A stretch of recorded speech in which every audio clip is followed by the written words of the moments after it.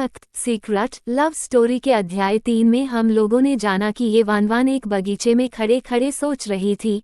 तभी उसका पुराना मंगेतर उधर पहुंच जाता है और फिर ये वानवान महसूस करती है कि उसका पति सी येहान भी मौजूद है। उसके बाद क्या होता है अध्याय 4 में हम लोग जानेंगे।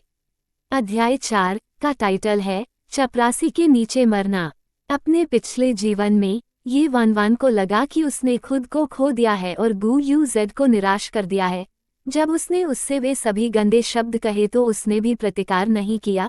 जब उसने कहा कि उसे माफ कर दिया गया है तो वह द्रवित हो गई और यह सोचकर वह द्रवित हो गई कि वह उसे घर लाना चाहता है। ये सोचकर कि वह अभी भी उसके दिल में है, वह बस चुप थी। कौन जानता था कि वह सिर्फ घमंड के कारण ऐसा कर रहा था। किसी भी स्थिति में वो एक समय गू यू जेड की मंगेतर थी, लेकिन अब वह सी येहान की प्रेमिका बन गई थी। यदि लोगों को पता चल गया तो क्या उसका सारा गौरव नष्ट नहीं हो जाएगा। जैसे ही गू यू जेड ने उससे अपने साथ चले जाने की अपील की, ये वानवान को आसपास की हवा के तापमान में भारी गिरावट महसूस हुई। अंधेरे में ये वानवान से कुछ ही कदम की दूरी पर उस आदमी के हाव भाव रात के अंधेरे जैसे थे। उसकी शत्रुता अनियंत्रित रूप से भड़क उठी, मानो वह किसी व्यक्ति को कुचल सकता है और उसे पूरी तरह से निगल सकता है और पीछे एक भी निशान नहीं छोड़ सकता।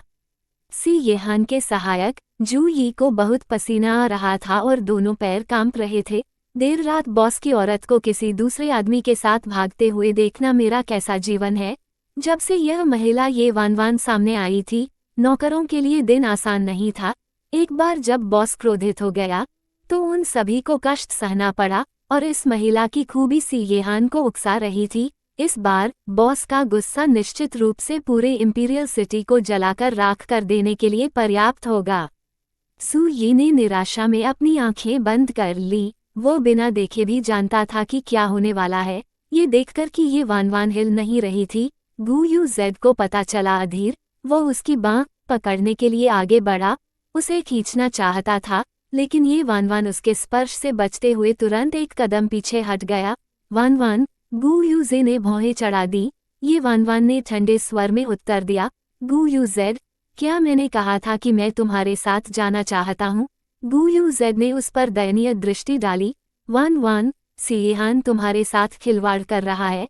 मुझ पर वापस आने के लिए तुम्हें खुद को अपमानित क्यों करना पड़ेगा।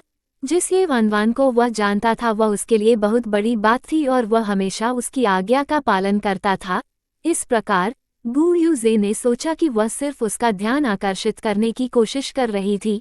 खुद को अपमानित, ये वानवान ऐसे हंसी जैसे उसने अभी अभी कोई चुटकुला सुना हो। उसने उपहास करते हुए कहा, सी येहान तुमसे अधिक अमीर है, तुमसे अधिक शक्तिशाली है, तुमसे उच्च वर्ग का है और उसके पास तुमसे बेहतर शरीर है।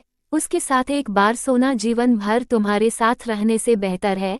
तुम्हारा क्या हाल है ऐसी बातें कहने का आत्मविश्वास। वानवान, तुम ये बात मुझसे कैसे कह सकती हो। गू यू जेड ने कभी नहीं सोचा था कि ये वानवान ये शब्द कहेगी। उसका मूड खराब हो गया।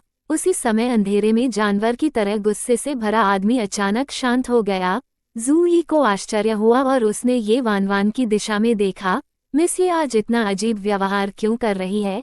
ये चरित्र से बाहर है। क्या वह गू यू जेड से गहराई से प्यार नहीं करती। उसे उसके साथ भागकर खुश होना चाहिए। शायद वह पाने के लिए कड़ी मेहनत कर रही है। इस बार गू यू जेड वास्तव में गुस्से में थी। उसने उसे चेतावनी दी, वानवान, नखरे दिखाना बंद करो। सी येहान एक दुष्ट, हिंसक और खून का प्यासा आदमी है। क्या तुम जानती हो कि उसके हाथों कितने लोग मारे गए हैं। उसके जैसे आदमी के साथ रहना का तुम्हें परवाह नहीं है आपके जीवन के लिए।